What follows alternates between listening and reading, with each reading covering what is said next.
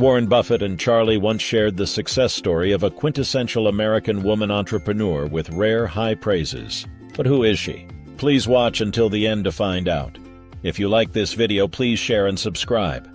Rose Blumkin, a.k.a. Mrs. B, born to a Jewish family in what is now modern-day Belarus, arrived in America in 1917, not speaking a word of English. Over the next 20 years, she saved $2,500, which she used to start Nebraska Furniture Mart. In 2023, the turnover of Nebraska Furniture Mart was $1.1 billion. Well, what did Warren Buffett and Charlie Munger say about Rose Blumkin? I would like to just tell you a couple of short stories, and we'll draw maybe a couple of lessons from them. As I came in, Mike Bloomberg was talking, and he talked about immigrants, and I echo his remarks. But I would like to tell you of two women that each sold a business to Berkshire Hathaway, to me actually, for many, many, many millions of dollars. Both of them started with $2,500. By a coincidence, it was the exact same amount. It was everything they had in the world. And one of them was a woman who landed in Seattle in 1917, couldn't speak a word of English, had a tag around her neck. The tag said, Fort Dodge, Iowa. The Red Cross got her to Fort Dodge, where she was reunited with her husband who had come to the country a couple of years earlier. And she lived in Fort Dodge for 2 years. She came over here on a boat from Yokohama, and she landed in Seattle. And I've got the manifest of the boat and here, and I've got her entry papers. And she couldn't speak a word of English. The Red Cross got her to Fort Dodge, Iowa, where her husband was.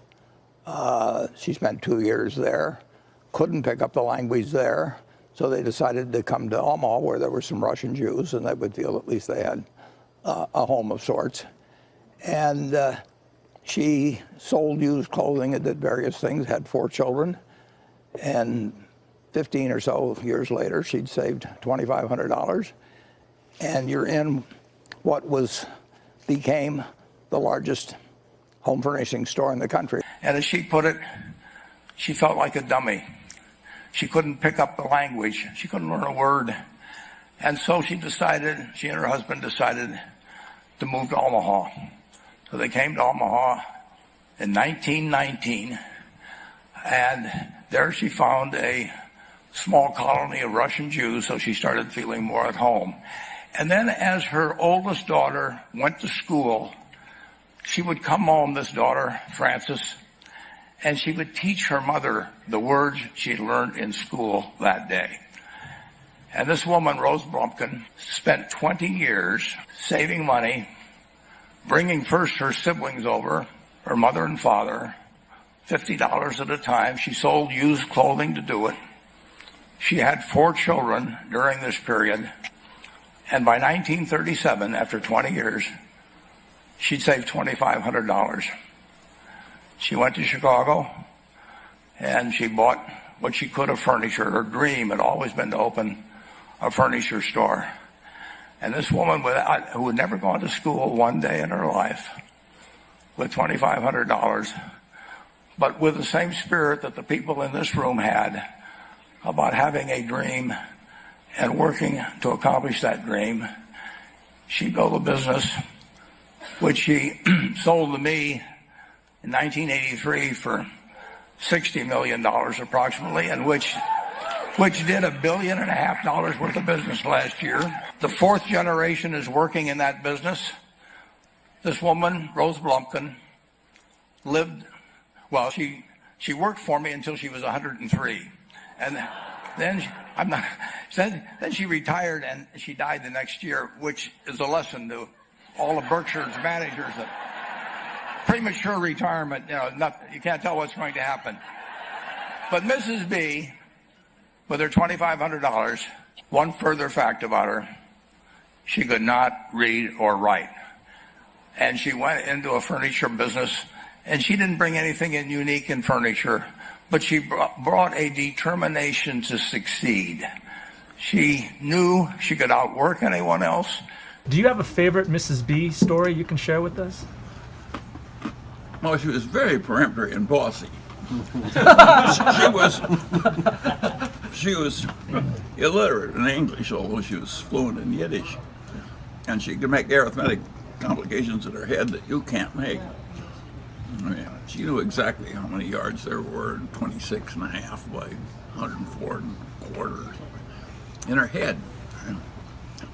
And she was there, but she was a very bossy, domineering, hardworking woman. And it was, she worked herself 100 hours a week, and she had sons-in-law who were the nicest people, and they worked maybe 50 hours a week after they were filthy rich. She called them those bums.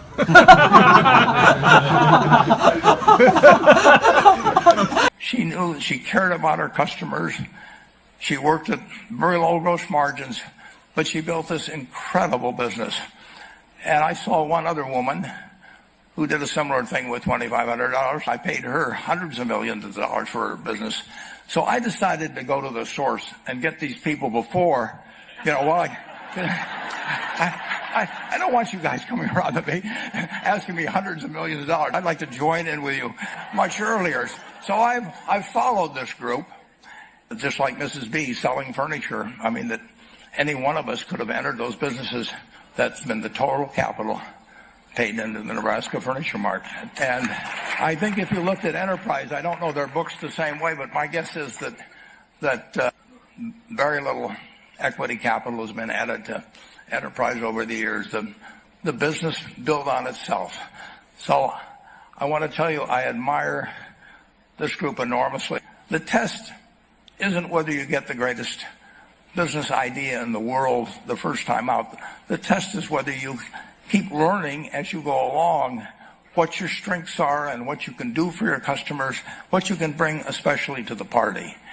And to do that, you need the education that I know you've received through 10,000 small businesses, but you need a genuine desire day in, day out to delight the customer.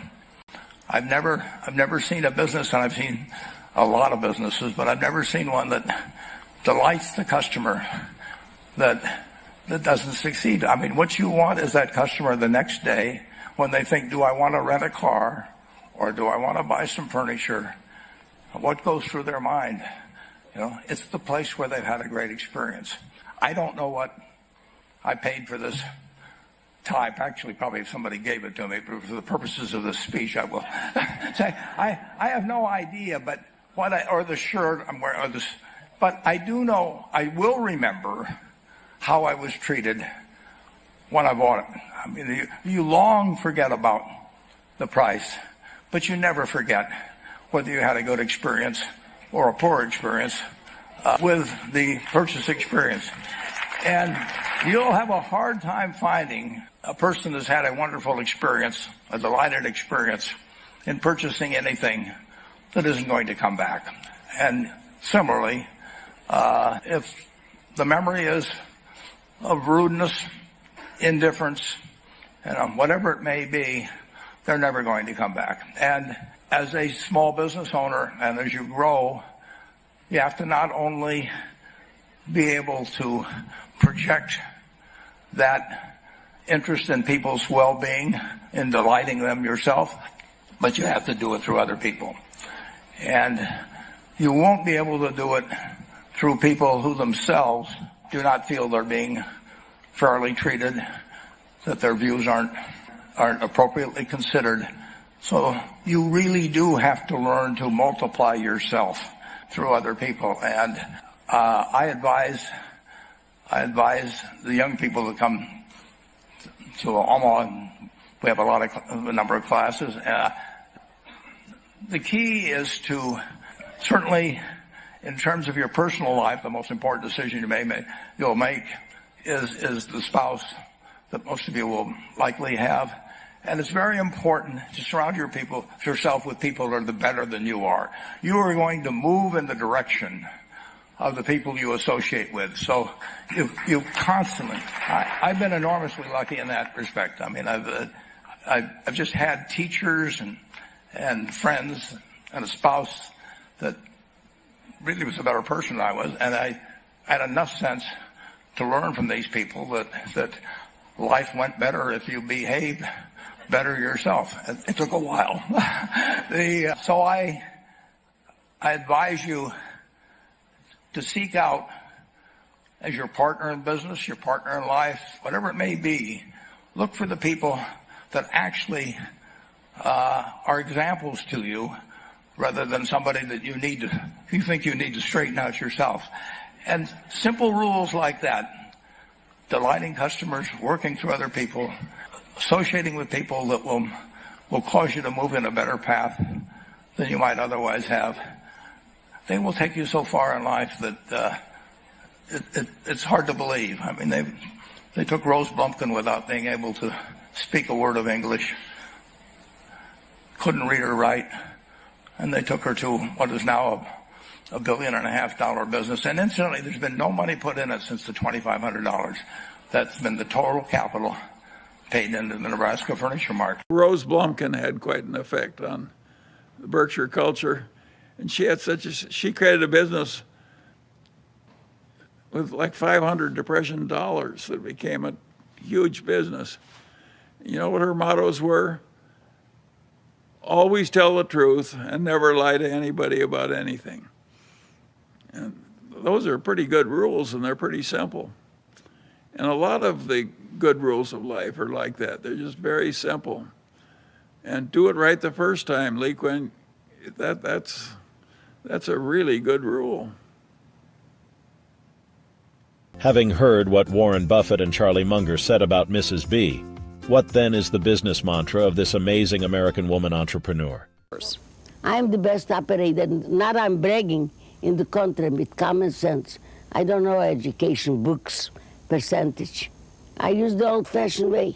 Tell the truth, buy right, sell cheap,